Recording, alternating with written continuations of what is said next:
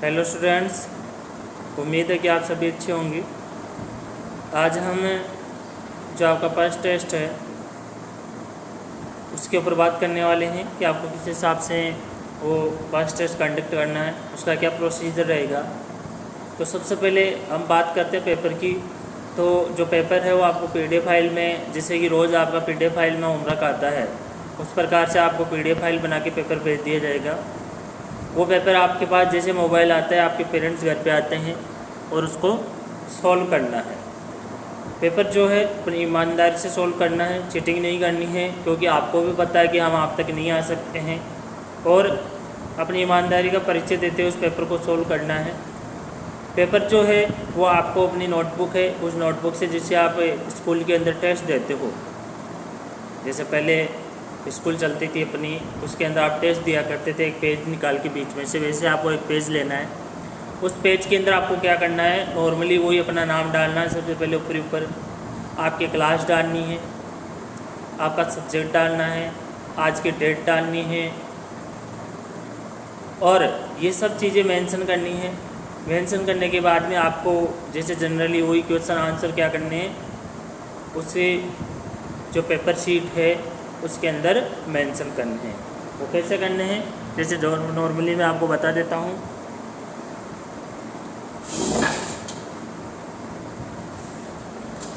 जैसे आपकी नोटबुक है, ठीक है, इसमें से आपको क्या करना है, एक पेज लेना है इस नोटबुक के अंदर से।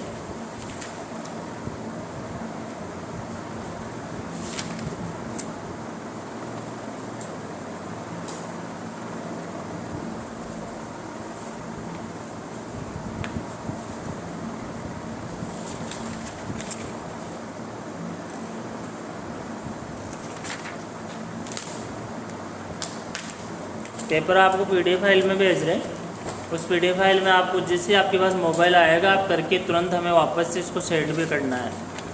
ये एक पेज लेना है हमें, ठीक है, इस टाइप से। और यहाँ ऊपर आप सबसे पहले क्या करोगे, अपना नाम लिखोगे, ठीक है। उसके बाद में नाम लिखने के बाद में अपनी क्लास लिखनी है, अपने स्कूल का नाम भी मेंशन करना है। सबसे पहले आप लोग ये करना कि सबसे पहले अपने स्कूल का नाम मेंशन करना है, स्टार अकेडमी स्कूल जौनपुरा।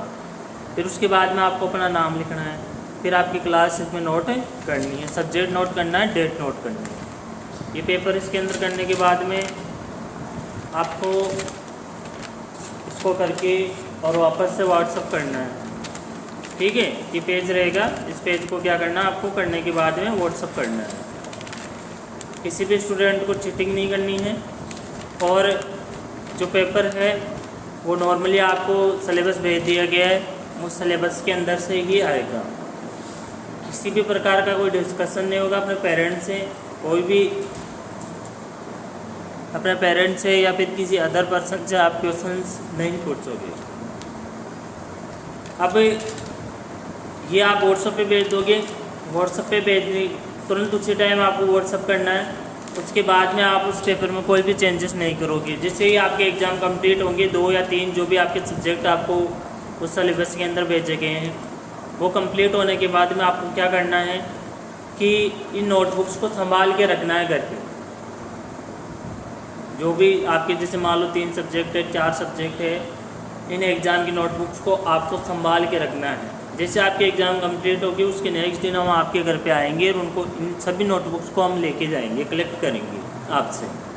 ये आपकी जिम्मेदारी है, आपके पेरेंट्स की जिम्मेदारी है कि आप इन नोटबुक्स को संभाल के रखें, ठीक है। ना इनको फाड़ना है, ना इनको कहीं फेंकना है, ये आपकी जिम्मेदारी है। यदि आप ऐसा नहीं करोगे तो आपके लिए प्रॉब्लम हो सकती है। अब पेरेंट्स से मैं आप सभी से रिक्वेस्ट करूँगा कि स्कूल इस बार नहीं खुलेगी। ये जो पूरा सेशन है वो पूरा ऑनलाइन ही चलेगा, पूरा ऑनलाइन सेटअप पे चलेगा।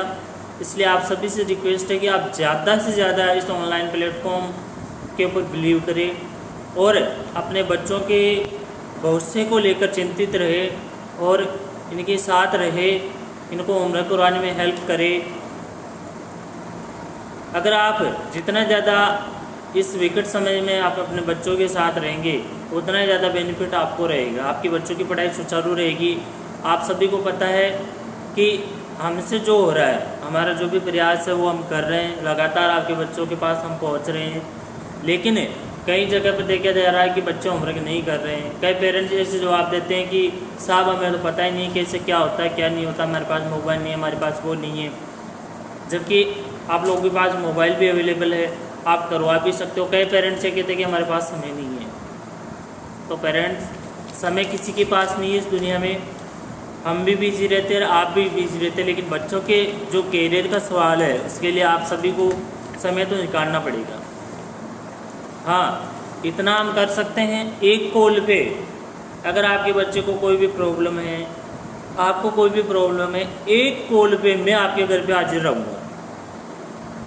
आप दिन में शाम को कभी भी आपका बच्चा आपको परेशान कर रहा है, होमवर्क नहीं कर रहा है, उसको कोई भी टॉपिक नहीं आ रहा है, आप मुझे तुरंत कॉल करो, मैं आधे घंटे के अंदर अंदर आपके पास अवेलेबल रहूँगा। इतनी गारंटी मैं आपको दे सकता हूँ। और भी आपके बच्चे को कोई भी टॉपिक डिस्कशन नहीं आ रहा है, उसे सॉल्व नहीं हो रहा है, आप तुरंत हमसे डिस्कस करो।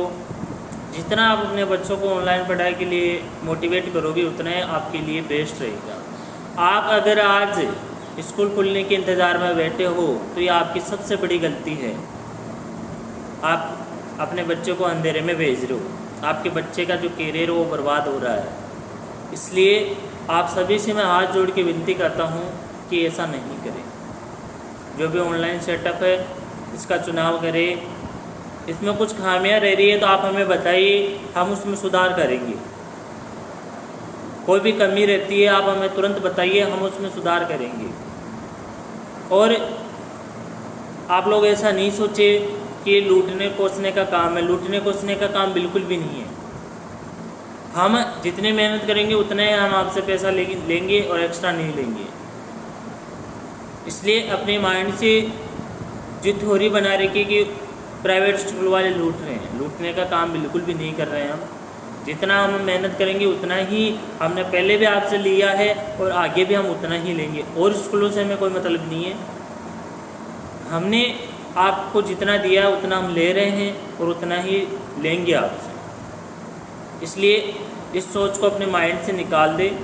बच्चों की पढ़ाई आपको करवानी है, बच्चों के लिए आप अपना समय निकालें। 2 घंटे 3 घंटे जो भी है वो आपको निकालना पड़ेगा। अभी भी समय है आप लोगों के पास कि आप समझ जाओ, अपने बच्चों पे ध्यान दे लो, अन्यथा आपके बच्चों का कैरियर आप खुद खराब कर दोगे। 1-1.5 साल काफ़ी पहले ख़राब हो चुके हैं और अगर आप और ज़्यादा ख़राब करना चाहते हो तो वो आपके हाथ में है कि आप ख़राब करना चाहते हो नहीं ख़राब करना चाहते। अभी भी कई पेरेंट्स हैं जिन्होंने ऑनलाइन सिस्टम नहीं चुना है, मैं उनसे अभी भी विनती कर रहा हूँ कि आप ऑनलाइन सेटअप को चुन लीजिए।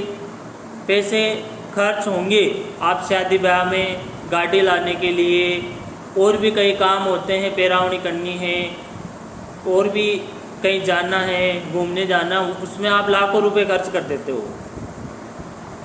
लाखों रुपए हम खर्च कर देते हैं। वह बाज़ार में जाते हैं, ये खरीदना वो खरीदना है, उसके लिए हम हज़ारों रुपए खर्च करके आ जाते हैं। लेकिन हम बच्चों की पढ़ाई के लिए 200-300 रुपये पर माह नहीं खर्च कर सकते। वो आपका भविष्य है। आने वाले समय में वही बच्चे आपकी देखभाल करेंगे, आपका भविष्य है वो बच्चे। और आप सभी ये जानते हो कि ये सब हम जो कर रहे हैं, कमाने जाते हैं, जो कमाई कर रहे हो वो अपने बच्चों के लिए कर रहे हैं। तो पेरेंट्स, आप कंडीशंस को समझिए, अभी के हालात क्या है उनको समझिए, उनको समझकर आप अपने बच्चों की पढ़ाई सुचारू कीजिए। आप बिल्कुल, कई पेरेंट्स इतने एक्टिव है कि देखकर मुझे बहुत खुशी होती है कि हाँ देखो ये पेरेंट्स बहुत अच्छे हैं, अपने बच्चों की पढ़ाई के प्रति जागरूक है।